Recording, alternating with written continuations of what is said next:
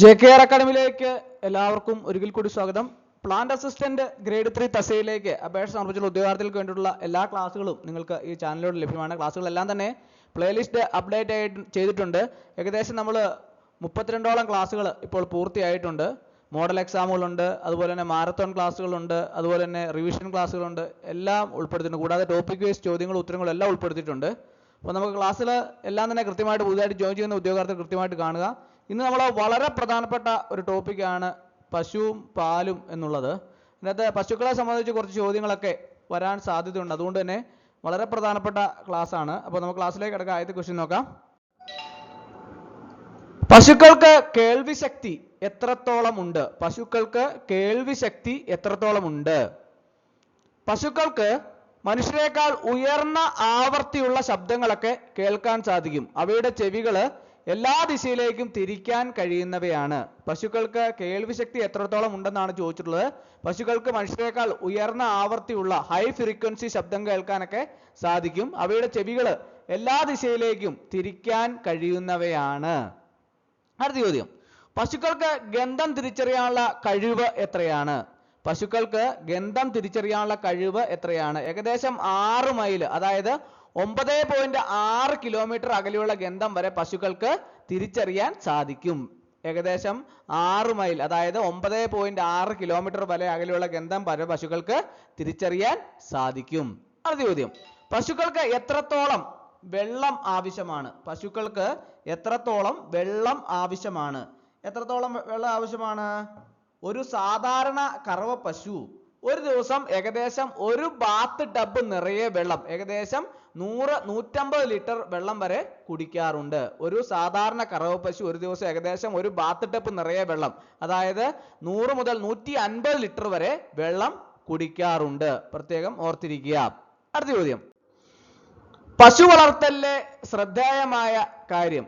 പശു വളർത്തലിലെ ശ്രദ്ധേയമായ കാര്യം ഇത് പ്രത്യേകമായിട്ട് അറിഞ്ഞിരിക്കാൻ വേണ്ടിയിട്ട് ഞാൻ തയ്യാറാക്കിയതാണ്. സൈലേജ്, അതായത് പച്ചപ്പുല്ല് പോഷകഗുണം നഷ്ടപ്പെടാതെ വായു കടക്കാത്ത രീതിയിൽ സൂക്ഷിച്ചു വെക്കുന്നതാണ് സൈലേജ്. സൈലേജ് എന്ന് പറഞ്ഞാൽ നിങ്ങൾ കേട്ടിട്ടുണ്ട് എന്താണെന്ന്? പച്ചപ്പുല്ലൊക്കെ ഉണ്ടല്ലോ, നിങ്ങൾക്കറിയാം പച്ചപ്പുല്ല്. അത് പോഷകഗുണം നഷ്ടപ്പെടാതെ വായു ഒക്കെ കടക്കാത്ത രീതിയിൽ സൂക്ഷിച്ചു വെക്കുന്നതാണ് അതിനെ സൈലേജ് എന്ന് പറയുന്നത്. വേനൽക്കാലത്ത് പശുക്കൾക്ക് ഇത് നല്ല ഒരു ആഹാരമാണ്. അടുത്ത് കീടാരികള് ആദ്യമായി പ്രസവിക്കുന്ന വരെയുള്ള പെൺ പശുക്കുട്ടികളെയാണ് കീടാരികൾ എന്ന് വിളിക്കുന്നത്. കീടാരികൾ എന്ന് പറഞ്ഞാൽ നിങ്ങൾ കേട്ടിട്ടുണ്ടാവുമെന്ന് എനിക്കറിയത്തില്ല, പലരും കേട്ടിട്ട് കാണാൻ സാധ്യതയില്ല. ആദ്യമായി പ്രസവിക്കുന്ന വരെയുള്ള പെൺ പശുക്കുട്ടികളെയാണ് കീടാരികൾ എന്ന് വിളിക്കുന്നത്. ഓർത്തിരിക്കുക കേട്ടോ.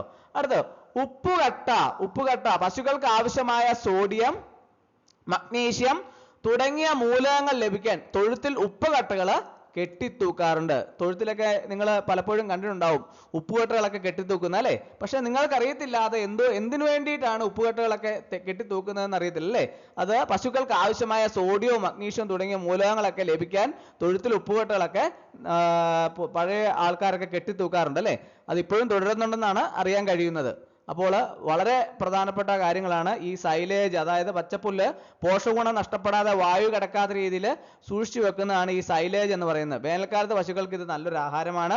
അതുപോലെ തന്നെ കീടാരികൾ എന്താണ്? ആദ്യമായിട്ട് പ്രസവിക്കുന്നത് വരെയുള്ള പെൺ പശുക്കുട്ടികളെയാണ് കീടാരികൾ എന്ന് വിളിക്കുന്നത്.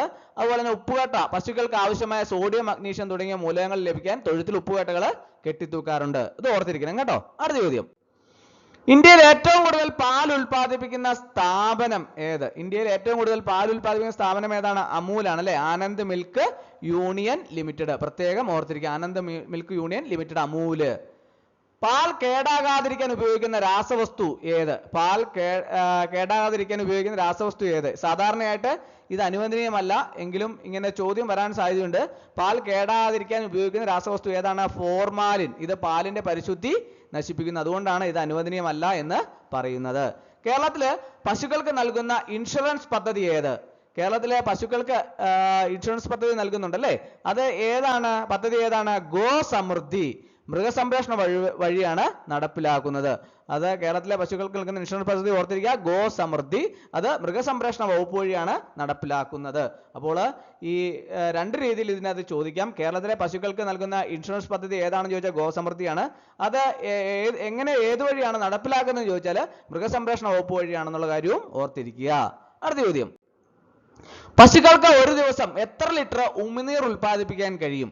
പശുക്കൾക്ക് ഒരു ദിവസം എത്ര ലിറ്റർ ഉമിനീര് ഉൽപ്പാദിപ്പിക്കാൻ കഴിയും? ഏകദേശം 100 മുതൽ 150 ലിറ്റർ വരെ. ഇത് ഭക്ഷണത്തിലെ അമ്ലത കുറയ്ക്കാനും ദഹനം സുഗമമാക്കാനും ഒക്കെ സഹായിക്കുന്നു. അപ്പോൾ പശുക്കൾക്ക് ഒരു ദിവസം 100 മുതൽ 150 ലിറ്റർ വരെ ഉമിനീര് ഉൽപ്പാദിപ്പിക്കാൻ കഴിയും. ഇത് ഭക്ഷണത്തിലെ അമ്ലത കുറയ്ക്കാനും ദഹനം സുഗമമാക്കാനും സഹായിക്കുന്നു. അടുത്ത ചോദ്യം, പശുക്കൾക്ക് എത്രമാത്രം ഭാരം ചുമക്കാൻ കഴിയും? പശുക്കൾക്ക് എത്രമാത്രം ഭാരം ചുമക്കാൻ കഴിയും? സ്വന്തം ശരീരഭാരത്തിന്റെ ഏകദേശം 1.5 ഇരട്ടി ഭാരം വലിക്കാൻ ഒരു കാളയ്ക്ക് സാധിക്കും. സ്വന്തം ശരീരഭാരത്തിന്റെ ഏകദേശം 1.5 ഇരട്ടി ഭാരം വലിക്കാൻ ഒരു കാളയ്ക്ക് സാധിക്കും. പശുക്കളുടെ ഹൃദയം ശരീരത്തിന്റെ ഏത് ഭാഗത്താണ് സ്ഥിതി ചെയ്യുന്നത്? പശുക്കളുടെ ഹൃദയം ശരീരത്തിന്റെ ഏത് ഭാഗത്താണ് സ്ഥിതി ചെയ്യുന്നത്? നെഞ്ചിന്റെ ഇടതുവശത്ത്, മുൻകാലുകൾക്ക് തൊട്ടു പിന്നിലായി. അപ്പോൾ ഓർത്തിരിക്കുക, പശുക്കളുടെ ഹൃദയം ശരീരത്തിന്റെ ഏത് ഭാഗത്താണ് സ്ഥിതി ചെയ്യുന്നത്? നെഞ്ചിന്റെ ഇടതുവശത്ത്, അതായത് മുൻകാലുകൾക്ക് തൊട്ടു പിന്നിലായാണ് സ്ഥിതി ചെയ്യുന്നത്. അടുത്ത്, ഈ പശുക്കളുടെ ചാണകം അതുപോലെ തന്നെ ഉള്ള കാര്യങ്ങളൊക്കെ തന്നെ വളരെയധികം ഉപയോഗപ്രദമായ ഒന്നാണ് അല്ലേ? എല്ലാവരും കേട്ടിട്ടുണ്ടാവും, പലരും കണ്ടിട്ടും ഉണ്ടാവും. ചാണകമൊക്കെ പ്രത്യേകമായിട്ട് ഉപയോഗിക്കുന്നതായിട്ട് കാണാം. എന്തിനൊക്കെയാണ് ഉപയോഗിക്കുന്നത്? ചാണകം ഒരു ഇന്ധനമാണ് അല്ലേ? ഉണങ്ങിയ ചാണകം വറളിയായി കത്തിക്കുമ്പോൾ അതൊരു നല്ല ഇന്ധനമാണ്. അതുകൂടാതെ ഇതിൽ നിന്ന് ബയോഗ്യാസ് ഉൽപ്പാദിപ്പിക്കാം. ഇപ്പോൾ പല വീടുകളിലും പശുക്കളൊക്കെ ഉള്ള വീടുകളിൽ ബയോഗ്യാസ് പശുക്കളുടെ ചാണകത്തിൽ നിന്ന് ഉൽപ്പാദിപ്പിക്കുന്നതൊക്കെ കാണാം അല്ലേ? അപ്പോൾ ഇത് നല്ലൊരു ഇന്ധനമാണ്. ചാണകം ഒരു ഇന്ധനമാണ്. ഉണങ്ങിയ ചാണകം വറളിയായി കത്തിക്കുമ്പോൾ അതൊരു നല്ലൊരു ഇന്ധനമാണ്. കൂടാതെ ഇതിൽ നിന്ന് ബയോഗ്യാസും ഉൽപ്പാദിപ്പിക്കാം. അതുപോലെ തന്നെ ഓർമ്മശക്തി. പശുക്കൾക്ക് തങ്ങളെ സ്നേഹിക്കുന്നവരെയും ഉപദ്രവിക്കുന്നവരെയും വർഷങ്ങളോളം തിരിച്ചറിയാൻ കഴിയും. അവയ്ക്ക് സങ്കീർണമായ പ്രശ്നങ്ങൾ പരിഹരിക്കാനുള്ള ബുദ്ധിശക്തി ഉണ്ടെന്ന് പഠനങ്ങളൊക്കെ പറയുന്നു. പശുക്കൾക്ക് തങ്ങളെ സ്നേഹിക്കുന്നവരെയും നിരന്തരമായിട്ട് അവരുമായി ഇടപെടുന്ന ഗ്രഹനാഥനെയും ഗ്രഹനാഥയൊക്കെ കൃത്യമായിട്ട് തന്നെ പശുക്കൾക്ക് തിരിച്ചറിയുകയും അവർ സ്നേഹിക്കുകയൊക്കെ ചെയ്യുന്നതായിട്ട് കാണാം അല്ലേ? അപ്പോൾ പശുക്കൾക്ക് തങ്ങളെ സ്നേഹിക്കുന്നവരെ ഉപദ്രവിക്കുന്നവരെയൊക്കെ വർഷങ്ങളോളം തിരിച്ചറിയാൻ കഴിയും. അവയ്ക്ക് സങ്കീർണമായ പ്രശ്നങ്ങൾ പരിഹരിക്കാനുള്ള ബുദ്ധിശക്തി ഉണ്ടെന്ന് പഠനങ്ങളൊക്കെ പറയുന്നു. അതുപോലെ തന്നെ മൂക്ക്.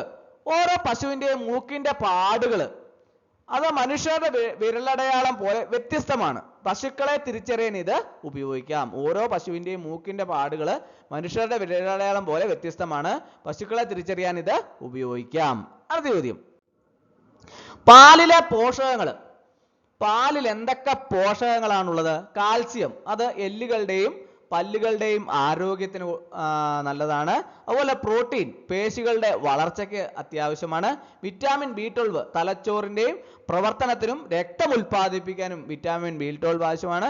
പൊട്ടാസ്യം രക്തസമ്മർദ്ദം നിയന്ത്രിക്കാൻ. അപ്പോൾ പാലിൽ അടങ്ങിയിട്ടുള്ള പോഷകങ്ങളൊക്കെയാണ് ഇത്. Calcium, protein, vitamin B12, potassium, ഇതൊക്കെ പാലിലെ പോഷകങ്ങളാണ്.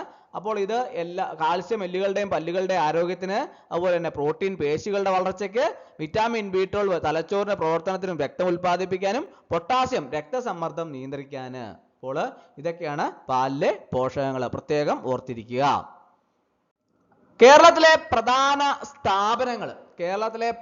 സ്ഥാപനങ്ങൾ ഏതൊക്കെയാണ്? മിൽമ ഒന്ന് അല്ലേ? Kerala state cooperative milk marketing federation, Milma. അതുപോലെ തന്നെ KLD ബോർഡ്, അത് കേട്ടിട്ടുണ്ടോ? KLD ബോർഡ് എന്ന് പറഞ്ഞ് Kerala live stock development board, അത് അങ്ങനെയും കൂടി ഉണ്ട്. മിൽമ മാത്രമല്ല, Kerala live stock development board ഉണ്ട്. അത് പശുക്കളുടെ പ്രജനനത്തിനും വികസനത്തിനുമായി പ്രവർത്തിക്കുന്നു. അത് പ്രത്യേകം ഓർത്തിരിക്കുക. ഇനിയിപ്പോൾ അഥവാ ചോദിച്ചാൽ KLD ബോർഡ് ഫുൾ ഫോം എന്താണെന്ന് ചോദിച്ചാൽ കേരള ലൈവ് സ്റ്റോക്ക് ഡെവലപ്മെന്റ് ബോർഡാണ്. അത് എന്തിനു വേണ്ടിയാണ് പ്രവർത്തിക്കുന്നതെന്ന് ചോദിച്ചാൽ പശുക്കളുടെ പ്രജനനത്തിനും വികസനത്തിനുമായിട്ട് പ്രവർത്തിക്കുന്നു എന്ന് പ്രത്യേകം ഓർത്തിരിക്കുക.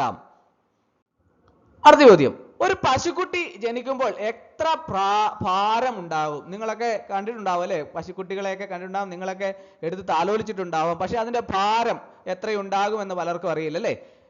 ഇനം അനുസരിച്ച് വ്യത്യാസപ്പെടുമെങ്കിലും സാധാരണയായിട്ട് 25 മുതൽ 45 കിലോ വരെ ഭാരമുണ്ടാകും. അപ്പോൾ ഓരോ ഇനത്തിനും അതിൻ്റെ ഇനം അനുസരിച്ച് പശുക്കുട്ടികളുടെ ഭാരം വ്യത്യാസപ്പെടുമെങ്കിലും അത് സാധാരണയായിട്ട് 25 മുതൽ 45 വരെ കിലോ വരെ ആണ് ഭാരം ഉണ്ടാകുന്നത്.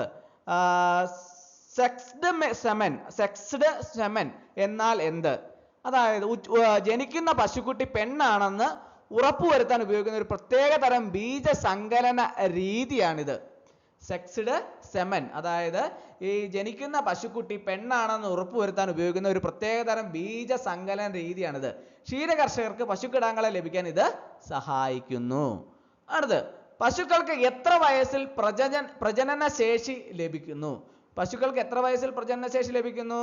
നാടൻ പശുക്കൾക്ക് 2.5 മുതൽ 3 വയസ്സ് വരെയും വിദേശ ഇനങ്ങൾക്ക് സങ്കര ഇനങ്ങൾക്കും 1.5 മുതൽ 2 വയസ്സ് വരെയും പ്രജനനശേഷി ലഭിക്കുന്നു. അപ്പോൾ ഓർത്തിരിക്കുക, നാടൻ പശുക്കൾക്ക് 2.5 മുതൽ 3 വയസ്സ് വരെയും വിദേശ ഇനങ്ങൾക്ക് സങ്കര ഇനങ്ങൾക്കും 1.5 മുതൽ 2 വയസ്സ് വരെയും പ്രജനനശേഷി ലഭിക്കുന്നു. ഇത് പ്രത്യേകം ഓർത്തിരിക്കുക. അപ്പോൾ ഇന്നത്തെ ക്ലാസ് എല്ലാവർക്കും ഇഷ്ടമായെന്ന് വിചാരിക്കുന്നു. ഒരിക്കൽ കൂടി എന്ന് നിർത്തട്ടെ. നന്ദി, നമസ്കാരം.